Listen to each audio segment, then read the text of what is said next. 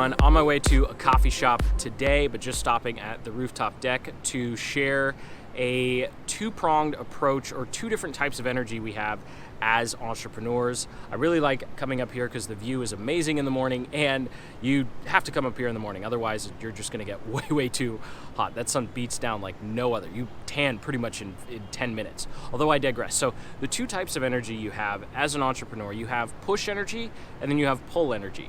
And I think a lot of entrepreneurs, when they get started, especially when there's a new project, there's a lot of pull energy. And that pull energy is that excitement where you're looking at something in the future and you go, oh, I really want to do that, or I really want this. Think about it as if you do something like a vision board and you look at the vision board and you go, yeah, I'm going to work hard to get that. It's something pulling you forward into the future. Whereas push energy is what comes into play when that excitement goes away, where there's that dip where you start hitting those hard parts in what you have to do, whether it's writing a sales letter, it's getting on another sales call, even though the last 5 had totally bombed. Whatever it is, that's that push energy where you're trying to push something out, where you are no longer being drawn towards the future, where it's more like, oh, okay, fine, I have to get this done. Or, okay, I need to do this even though I'm tired. And you sit down at your desk and there's no energy and you feel like you have to chug a bunch of coffee or whatever drink you or whatever you need to energize yourself. And so that's push energy. And when you just get started, there's a lot of pull energy.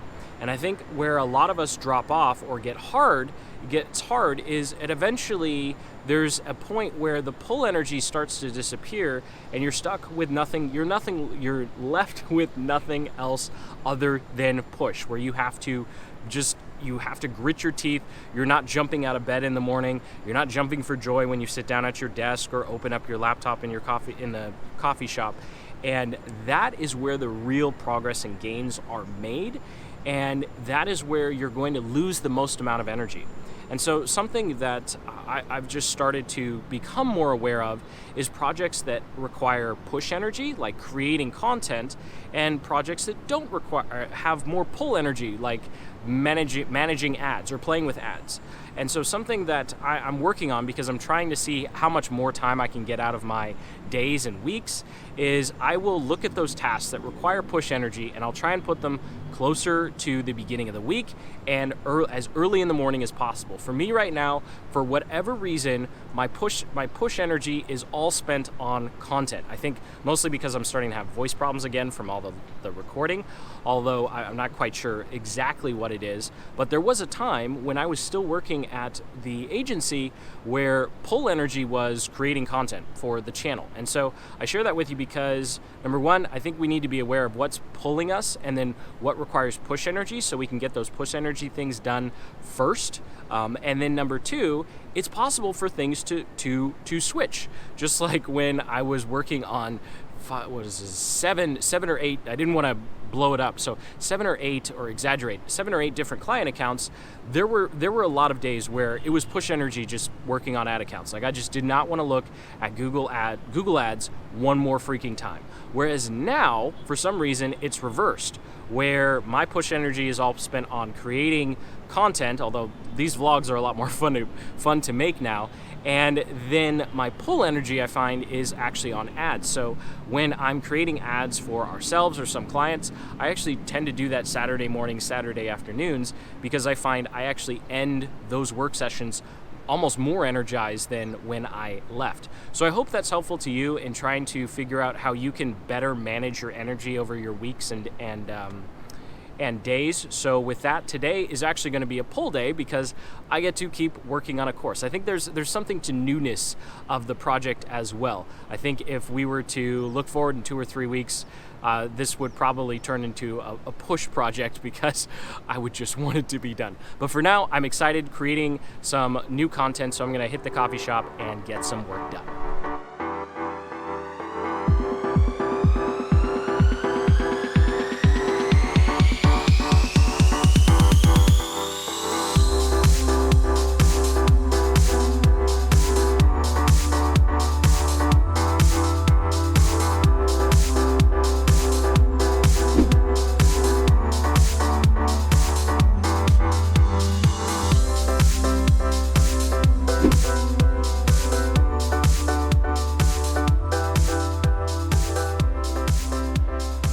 So after 2 hours, I've given up for some reason. Coffee Bean has let me down today. There's no Wi-Fi. There were actually a couple other people who showed up who literally just sat there, opened up their laptops, found out the Wi-Fi wasn't working, and then left. So after it's been 2 or 3 hours, I'm actually going to head over to Denny's of all places, because Denny's actually does have Wi-Fi, and I'm still waiting for the mall to open so I can actually buy load, because here you can't actually reload your SIM card online. You have to wait and go to an actual store, pick up this little card, scratch everything off, and then enter in this code and reload it all. It's really quite a process. So until the mall opens, I am stuck searching for Wi-Fi until I can reload my pocket Wi-Fi.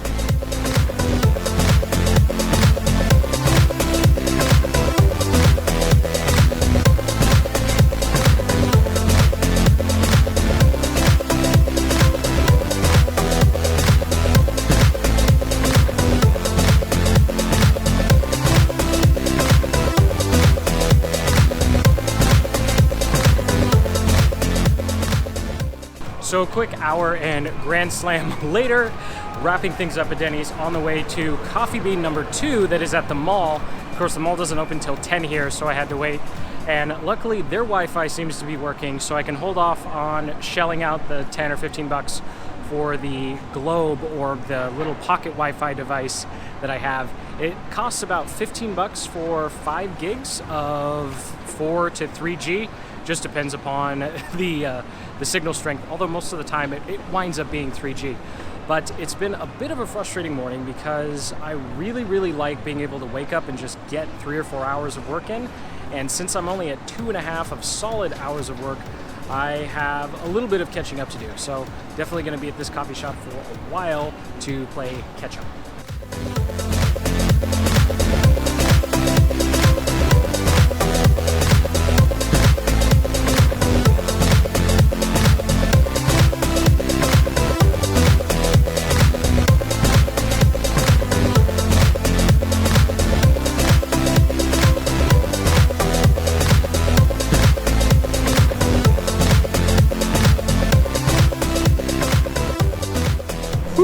All right, so definitely made up for it this morning with a solid 4 or 5, I think it's been 4 or 5 hours at the coffee shop. Something that I really struggle with is getting momentum when I don't have that initial kind of burst in the morning. I think something that I've really become accustomed to is being able to wake up, go to work, and then I at least get a couple hours in, and that usual kind of initial productivity seems to help me throughout the rest of the day. And when I don't get that, I feel like I have to go into push energy mode. So something that I sometimes do is I will go and do something that's important but not as like brain intensive. Like, for example, I came here and I spent 45 minutes replying to comments, listening to some pump up music, and then finally I was able to start copywriting and creating course content again. So definitely done with 3 out of the 5 modules, officially complete. Passed off to the team for all of the slide creation and uploading to Vimeo and all that fun stuff. And then also playing around with some YouTube ads, which is probably where I'm going to end the vlog, because look, I don't know how to say this without coming across like a arrogant prick. So I'm just gonna say it. The Google Ads reps don't know what they're talking about. You should not be listening to their advice. I am so tired of comments from people saying, the Google Ads rep said do this, the Google Ads rep said do that. And they don't know, they're salespeople. Those Google Ads rep people who you have access to are salespeople. You have to spend literally 6 figures, sometimes 6 figures a month to get the actual representatives. Like my business partner, Jesse, he works with one of them. It's a completely different department. It's a completely different set of people that he gets to talk to, because, and it's only because of the amount of money some of our clients spend. And they don't even work with all of our clients, because not all of our clients spend the ridiculous amount that some of them do. It's ridiculous in the context for us. Like spending, 6 figures a month is probably something that I or you would think is crazy, but for some of our clients, it's just a normal day. And so they get real ads reps. The ones we get as solopreneurs and small business owners, they don't know what they're talking about. It's just like if you've ever tried working with Google support And they are literally, what they're doing on their end, they are literally just in support in their own help desk that you have access to. They're searching through Google support to answer your questions. So they really don't know what they are doing. And I just needed to get that off my chest, because I had another comment today, and it's just like, they're not gonna help you. They're not gonna help you. I'm not gonna say that my YouTube ads videos are the end all be all. In fact, here's a quick little B-roll of how many notes and how many months goes into those 20 to 30 minute videos. It's not like I come up with those off the cuff, right? What you're seeing right now is literally 9 months worth of YouTube ads testing.